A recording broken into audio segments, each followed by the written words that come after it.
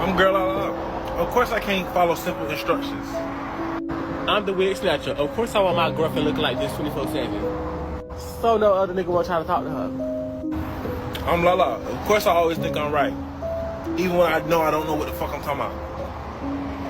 I'm the wig snatcher. Of course when my girl tell me she going somewhere, I'll try to make her stay home. I'm Girlalala. Of course I'm gonna find every reason to go outside. I'm the wig snatcher.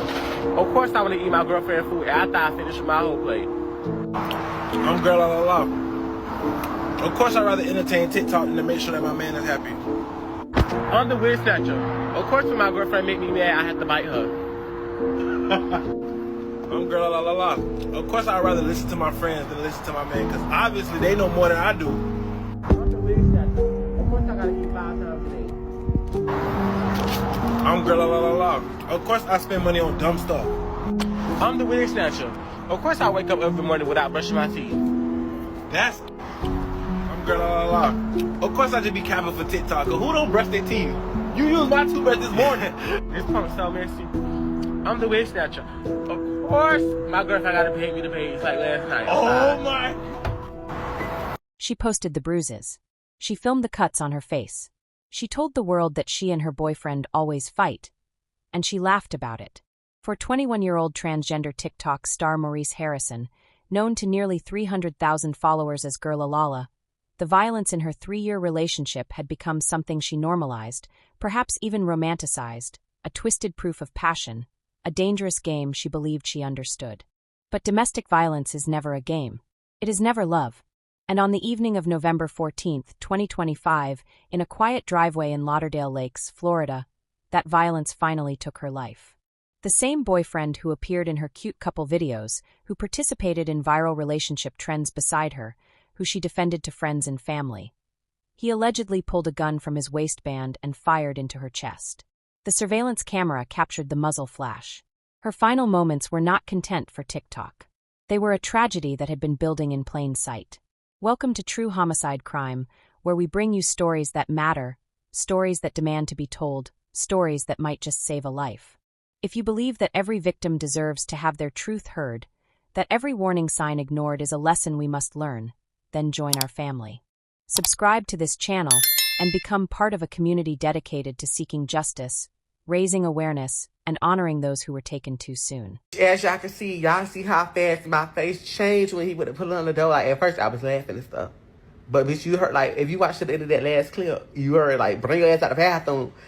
My face changed so fast. I was like, oh, Lord. Then mind you, I hate this hotel because by the bathroom door wasn't even locked. So he walked in and everything that was like, boom. Throw it down, tussling, boom, boom, boom. Man. In there, Raphael tried to do something nice for his birthday. Decorated hotel, jet ski, spa day. Like, I had a whole itinerary, ATV riding, Father's Day thought, boom, Christmas thought. Like, it never fails. I think that's our way of celebrating holidays. Because, like, it's weird to say, but that's the truth. Like, bitch, we always throw down.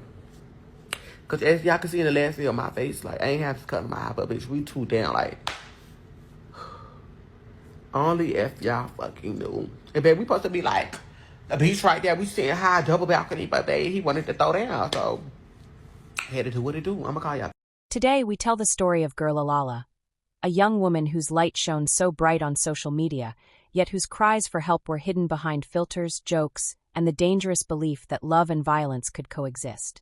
This is her story. Maurice Jaden was born with a fire inside her that would eventually make her a star. Growing up in Pompano Beach, Florida, she discovered early that she had a gift for connecting with people, for making them laugh, for bringing light into rooms that desperately needed it. As a transgender woman navigating a world that often failed to understand her, she found her voice not by shrinking away, but by leaning boldly into who she was. She became a hairstylist, building her expertise in wigs and hair extensions at her own business, Girlalala Beauty Bar. Her skills with hair transformations would eventually become her ticket to internet fame, but it was her personality, unafraid, unapologetic, and endlessly charismatic, that kept people coming back. By 2025, Girlalala had amassed a following that most content creators could only dream of. Her TikTok account, where she described herself as a wig influencer, had nearly 300,000 followers who tuned in regularly to watch her transformation videos. She would sit before the camera, often rapping along to her favorite songs, including tracks by the City Girls JT, who would later become one of her most vocal supporters, while styling elaborate wigs that showcased both her technical skill and her artistic eye. Her Instagram accounts, including a polished professional page highlighting her work as an artist and hairstylist, had accumulated over 40,000 followers. She was building something real, something lasting, a platform that allowed her to inspire other young transgender people who were looking for the words to describe their own journeys. But behind the filters and the follower counts, behind the bright wigs and brighter smile, Maurice Harrison's life was far more complicated than her social media presence suggested. Friends and family knew that her 3-year relationship with 25-year-old Shanoyd Whyte Jr. had always been volatile. The couple had appeared together in numerous TikTok videos, participating in viral relationship trends, showing off gifts they had bought for one another, documenting what seemed to outsiders like a passionate young love. Yet those closest to Harrison used a different word to describe their dynamic: tumultuous. Shanoyd Whyte Jr. was a former defensive lineman who had once played football at Bethune-Cookman University during his freshman year of college. Standing at 6 feet 2 inches and weighing 245 pounds, he cut an imposing figure. But his past contained warning signs that, in retrospect, seem impossible to ignore. In November 2022, 3 years before the fatal shooting, Whyte had been arrested for domestic violence.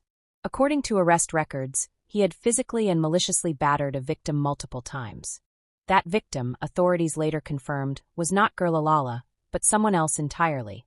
The case never progressed because the victim declined to pursue charges, a heartbreakingly common outcome in domestic violence situations where victims often face pressure, fear, or economic dependence that makes coming forward feel impossible. In the weeks and months before her death, Girlalala herself had posted content that, viewed through the lens of hindsight, seemed to hint at the dangerous dynamics within her relationship. Social media users would later resurface an older video showing her with a visible cut on her nose and under her eye. In that video, she made a statement that would haunt her followers after her death: she and her boyfriend always fight. Whether she fully recognized the danger she was in, or whether she, like so many victims of intimate partner violence, had normalized the abuse as just another part of a passionate relationship, we will never know. The Harrison family had already been devastated by gun violence before November 14, 2025. Just over a year earlier, in August 2024, Maurice's brother had been shot and killed. The details of that tragedy remain private, but the wound it left on the family was still raw when they received the news about Maurice. In the span of little more than a year, they had lost 2 children to bullets, a grief almost too heavy to comprehend. Friday, November 14, 2025, began like any other day. Girlalala and Whyte had been arguing. This was nothing new for the couple. According to statements Whyte would later make to investigators, they had engaged in multiple verbal altercations throughout that day. The tension between them was building toward something neither of them could control. As evening approached, the couple found themselves together in Whyte's beige Chevrolet Malibu. Exactly what sparked the final confrontation remains partially unclear. Some details in the arrest warrant and Whyte's interview with detectives were redacted. But according to Whyte's own account to investigators, the argument escalated when Harrison pulled his hair. What happened next would be captured in chilling detail by a surveillance camera on a neighbor's Tesla. The footage shows Whyte's vehicle pulling into the driveway of a residence shortly before 7 p.m. Both doors briefly opened, then closed. Then the driver's door reopened. The surveillance video captures what happened next with haunting clarity. Whyte is seen pulling a firearm from his waistband and firing into the passenger seat. The muzzle flash was caught on camera. Neighbors later told investigators they heard 2 gunshots pierce the evening air. In the moments following the shooting, the surveillance footage shows Harrison, wounded, perhaps dying, trying to exit from the passenger side of the vehicle.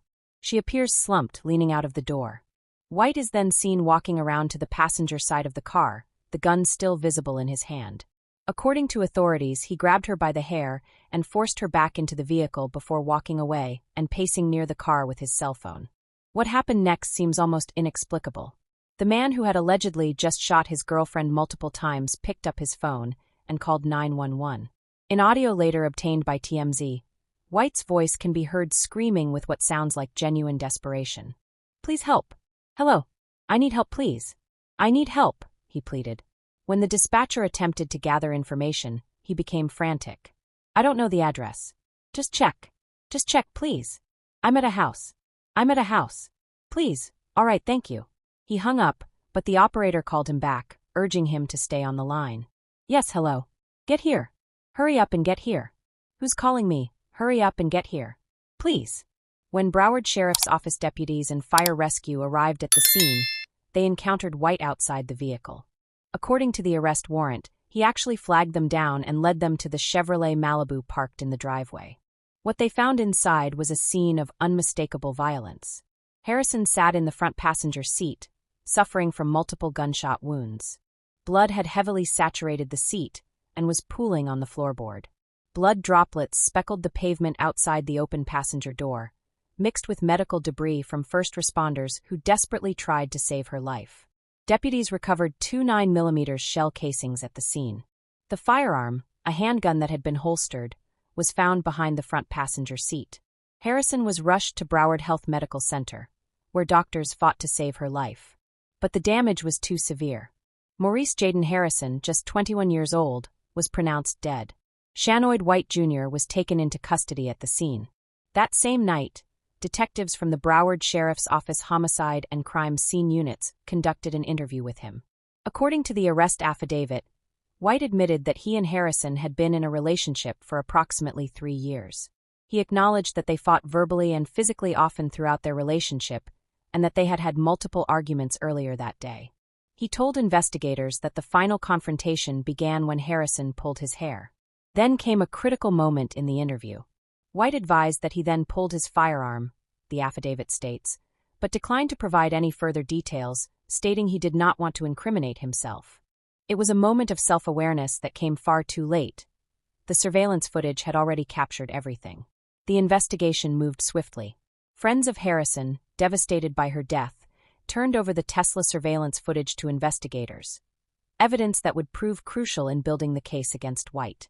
The video, combined with physical evidence at the scene, White's own partial admissions, and witness statements from neighbors who heard the gunshots, painted a damning picture. On the weekend following the shooting, Shanoyd Whyte Jr. appeared before a judge for his initial court appearance. The charge, first-degree murder with a firearm. Given the severity of the charge and the strength of the evidence against him, the judge ordered White held without bond. He was booked into the Broward Sheriff's Office main jail, where he remains as of this writing. If convicted, he faces the possibility of life in prison without parole. Given that the charge specifies premeditation and involved a firearm, prosecutors could potentially seek the death penalty. As news of Girlalala's death spread across social media, the tributes poured in. Her TikTok followers, many of whom had never met her in person but felt like they knew her through her videos, flooded her Instagram comments with messages of grief and disbelief. Close friends shared their devastation publicly, with one writing that they had been laughing together on FaceTime just a few days before her death. "You didn't deserve that, and IDC what anyone says it wasn't self-defense," the friend wrote, seemingly anticipating a potential defense strategy that White's attorneys might employ. Among the most prominent voices mourning Girlalala was JT, the rapper and former member of the City Girls, who had appeared in several of Harrison's videos and had become something of a mentor figure to the young influencer. JT donated $13,500 to a GoFundMe campaign established to cover Harrison's funeral expenses, helping the fundraiser surpass its $25,000 goal. The campaign ultimately raised over $28,000 from more than 900 donors, strangers and friends alike who wanted to help the Harrison family lay their daughter to rest. Memorial services were scheduled for December 6, 2025. But JT's tribute went beyond financial support. On Instagram, she shared a video of Harrison performing alongside her at a show, showcasing the young influencer's rapping talent. Her caption was both a eulogy and a call to action. "Rest beautiful Girlalala," JT wrote. "We love you and heaven will never be boring now that you are there. Your boldness, energy, humor, and beauty will be missed. You never missed a chance to show me love, and for that I'm forever grateful. I'm sorry this happened to you." JT also addressed the broader context of Harrison's death, using her platform to challenge the way society often treats violence against transgender women and Black women. "We have to stop thinking things are funny because of the way the story is told," she wrote. "If you see content about DV, don't laugh because it's a trans or Black woman. We have a way of laughing through our pain because we have been shaped to be taken as jokes. She included the hashtags #ProtectTransWomen and #ProtectBlackWomen, a pointed reminder of the epidemic of violence facing these communities. The statistics surrounding violence against transgender people are staggering. According to Everytown for Gun Safety, Girlalala was at least the 18th transgender or gender-expansive person to die by violence in 2025, and it was only mid-November. At least 15 of those deaths involved firearms. A gun was involved in more than 70% of homicides of transgender people in the United States between January 2017 and December 2022. Perhaps most relevant to Harrison's case. In at least 19% of violent deaths of transgender people, the perpetrator is an intimate partner or family member. Trans victims killed with a gun are nearly twice as likely to be killed by an intimate partner compared with gun homicide victims in the general population. The National Black Justice Coalition released a statement honoring Harrison's memory and acknowledging her impact. Victoria Kirby York, the organization's director of public policy and programs, called the loss absolutely devastating. She was the first transgender person many had the chance to meet through her role as an influencer on TikTok, York said, and likely saved lives by being an example for people looking for the words to describe their own journey. Equality Florida, a statewide LGBTQ+ advocacy organization, also spoke out. We are devastated and heartbroken by the brutal murder of Girlalala, a 21-year-old Black transgender woman who was shot and killed over the weekend in Broward County, the organization posted on Instagram. Angela Farrell Zabala, executive director of Moms Demand Action, connected Harrison's death to the broader gun violence epidemic. Her death is a cruel reminder that trans and gender-expansive people, especially Black trans women, face a disproportionate impact of violence, she said. As Trans Day of Remembrance approaches, we honor Girlalala and all those whose lives have been cut short by fighting for safer communities for trans and gender-expansive people everywhere. The timing was painfully appropriate. Harrison was killed just days before Transgender Day of Remembrance, observed annually on November 20th to honor the memory of transgender people whose lives were lost to violence. Her name would be added to a list that grows longer every year. For the Harrison family, there were no words adequate to express their grief. Too overwhelmed to speak publicly on camera, they released a brief but deeply emotional statement through local media. As a family, we appreciate every prayer, kind thought, and gesture during our time of bereavement, they said. Now, we are just praying that justice is served to the fullest degree. It was a prayer that carried the weight of unimaginable loss, not just of Maurice, but of her brother killed just a year before. 2 children lost to gun violence in little more than 12 months. A family shattered twice over. As of this writing, Shanoyd Whyte Jr. remains incarcerated at the Broward Sheriff's Office main jail, held without bond on charges of first-degree murder with a firearm. He has not yet entered a plea. His first substantive court appearance is expected in the coming weeks, and prosecutors are expected to pursue the maximum penalty available under Florida law. The surveillance footage, the physical evidence, the 911 call, and White's own partial admissions to investigators have given authorities a strong case. But the wheels of justice turn slowly, and the Harrison family faces months, potentially years, of legal proceedings before they see any form of resolution. The case has renewed conversations about domestic violence, about the warning signs that are so often missed or dismissed, about the ways intimate partner violence intersects with other forms of marginalization. Girlalala had documented hints of her volatile relationship publicly, posting content that showed her with injuries, making comments about constant fighting. Yet no intervention came. Whether anyone could have changed the outcome of November 14, 2025, is impossible to know. But her story has prompted advocates to call for better resources for transgender people experiencing domestic violence, a population that faces higher rates of intimate partner violence than the general public, but often has fewer safe places to turn. Vigils planned in Pompano Beach in the days following Harrison's death blended mourning with advocacy, pushing for better domestic violence resources and support systems for transgender creators and community members. The outpouring of grief extended far beyond South Florida, touching people around the world who had never met Maurice Harrison but who felt her loss as if she were a friend. In her final TikTok posts, Girlalala was doing what she always did, being herself fully and unapologetically. She was styling wigs, rapping to music she loved, engaging with her followers with the warmth and humor that had made nearly 300,000 people feel like they knew her. She was building a legacy, one video at a time, becoming a beacon for young transgender people who needed to see someone living boldly in their truth. That legacy does not end with her death. It lives on in every follower she inspired, in every young person who saw themselves reflected in her confidence, in every conversation about protecting transgender lives that her story has sparked. It lives on in the advocacy of JT and other allies who refused to let violence against Black transgender women be treated as entertainment or dismissed as inevitable. It lives on in the hashtags that trended in the days after her death. Hashtag Justice for Lala, hashtag End Domestic Violence, hashtag Protect Trans Women. Maurice Jaden Harrison was 21 years old. She was a hairstylist, a wig influencer, a TikTok star, a daughter, a sister, a friend. She was beloved by hundreds of thousands of people she had never met, and deeply loved by those who knew her best. She deserved so much more time to grow her business, time to expand her platform, time to inspire more people with her boldness and light. Instead, her life was cut short in a driveway in Lauderdale Lakes, allegedly by the man who had shared her bed and her TikTok videos for 3 years. The surveillance footage captured her final moments with brutal clarity. The 911 call recorded the aftermath. And now, the criminal justice system will determine what accountability looks like for Shanoyd Whyte Jr. For the Harrison family, no verdict will bring Maurice back.